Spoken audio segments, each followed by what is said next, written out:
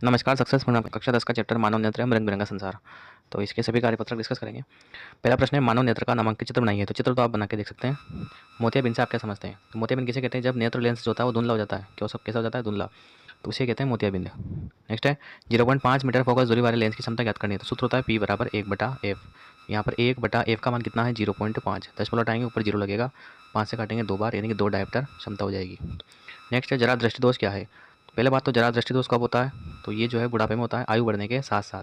जैसे जैसे आयु बढ़ती जाती है वैसे वैसे लेंस की फोकस दूरी समायोजित करने की क्षमता कम हो जाती है। ऐसे व्यक्ति को द्विफोक्सी लेंस लगाते हैं, यानी कि आधा उत्तल और आधा उत्तल। इसको बोलते हैं जरा दृष्टि दोष।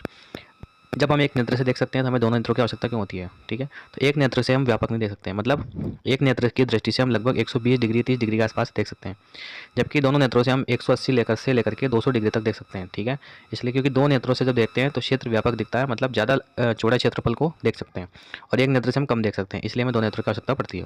नेक्स्ट है, मानव नेत्र जिस भाग पर किसी वस्तु का प्रतिबिंब बनाते हैं उसको क्या कहते हैं? दृष्टिपटल पर या रेटिना पर। ठीक है, नेक्स्ट कार्यपत्रक है, इंद्रधनुष क्यों बनता है? तो इंद्रधनुष जो है जब बनता है, जब वर्षा हो रही हो, तो वर्षा की जो पानी की जो बूंदें हैं वो प्रिज्म का कार्य करती है। जब प्रकाश श्वेत कलर में प्रवेश करता है तो अपने घटक कितने बन जाता है? 7 रंगों में डिवाइड हो जाता है। VI BG YOR इस प्रकार के रंगों के क्रम होते हैं। इस प्रकार से हमें जो ये प्रकाश के घटक 7 रंग जो है इंद्रधनुष के रंग की भांति दिखते हैं, इसको बोलते हैं इंद्रधनुष। नेक्स्ट है, अंतिम पंक्ति में बैठे किसी विद्यार्थी को शाम पट्ट पढ़ने में कठिनाई होती है, ये विद्यार्थी किस दोष से पीड़ित है? तो मान लो विद्यार्थी यहाँ बेटा, यहाँ ब्लैक बोर्ड है, तो यहाँ से यहाँ देख नहीं पा रहा है वो साफ सुथरा, इसका मतलब दूर की वस्तु नहीं दिख रही उसको। और दूर की वस्तु किस में दिखती है? निकट दृष्टि दोष में। तो निकट दृष्टि दोष में पास की तो साफ दिखती है परंतु दूर की नहीं दिखती, इसका मतलब वह निकट दृष्टि दोष से पीड़ित है, ये तो बात पक्की है। उसके बाद इसका निवारण किस प्रकार करेंगे? तो निकट दृष्टि दोष से पीड़ित व्यक्ति को कौन सा लेंस लगाते हैं? अवतल लेंस। उचित क्षमता का अवतल लेंस लगाकर इसका निवारण किया जा सकता है। नेक्स्ट प्रश्न है, सूर्योदय के समय सूर्य रक्ताभ क्यों प्रतीत होता है? क्योंकि जो पृथ्वी क्षितिज के समय, देखो सुबह सूर्योदय और सूर्यास्त के समय जो है, मान लो ये पृथ्वी है, ये सूर्य है, तो ये क्षितिज के सुबह के समय ज़्यादा नज़दीक होता है। क्षितिज का मतलब ये क्षितिज देखा तो इसके नज़दीक, अब यहाँ आएगा सूरज तो यहाँ ज़्यादा दूरी बढ़ जाएगी, तो यानी कि यह सुबह और शाम के समय क्षितिज के नज़दीक होता है, इसलिए और नज़दीक होता है तो लाल रंग की तरंग दैर्घ्य ज़्यादा होती है, और लाल रंग जो हमारे तक जल्दी पहुँचता है, इसलिए हमें सुबह और शाम के समय सूर्य कैसा दिखाई देता है? लाल। नेक्स्ट है, स्वच्छ आकाश का रंग नीला क्यों दिखता है? तो देखो VIBGYOR लास्ट में लाल, तो ऊपर नीला बैंगनी रहता है और नीचे नीचे क्या रहता है? लाल। तो हम लिखेंगे कि भाई जब वायुमंडल में धूल के कारण विभिन्न परतें इनको पार करके प्रकाश हम तक पहुंचता है, तो इसमें जो है नीला रंग जो है वो अत्यधिक फैलता है, तो यानी कि प्रकाश के प्रकीर्णन के कारण हमें जो आकाश कैसा दिखता है? नीले रंग का। अपवर्तन होने का क्या कारण? तो अपवर्तन क्यों होता है? जब प्रकाश एक पारदर्शी माध्यम से एक पारदर्शी माध्यम में से प्रवेश करता है और उसके आर पार गुजर जाता है तो क्या होता है? अपवर्तन होता है।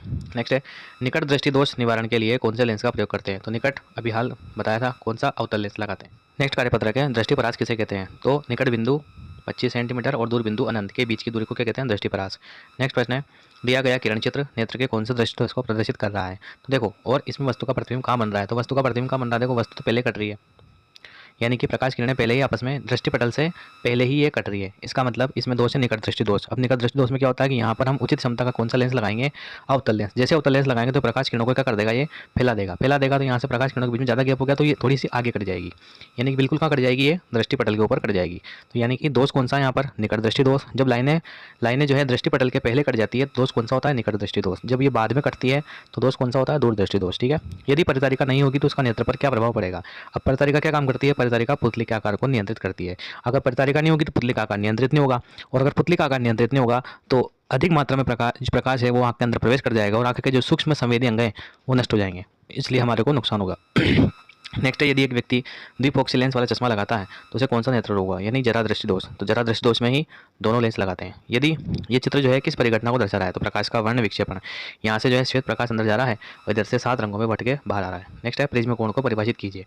तो देखो, ये प्रिज्म है एक तरीके से, तो प्रिज्म की पार्श्व फलकों, तो ये आसपास की जो फलक है इसके बीच का जो कोण है ये वाला, इसको कहते हैं प्रिज्म कोण। ठीक है, और यहीं मैं आपको एक चीज़ बता दूं, विचलन कोण बताता हूँ। जैसे मान लो प्रकाश किरण जा रही है तो इस प्रकार से, और ये अपवर्तन हुआ तो यहाँ कटेगी, तो यानी कि ये अंदर वाला जो कोण है इसको बोलते हैं विचलन कोण, यानी कि आपतित किरण और निर्गत किरण के बीच का जो कोण है उसको बोलते हैं विचलन कोण। नेक्स्ट है, नेत्र के लिए स्पष्ट दर्शन की न्यूनतम दूरी अल्पतम दूरी कितनी होती है? तो 25 सेंटीमीटर होती है।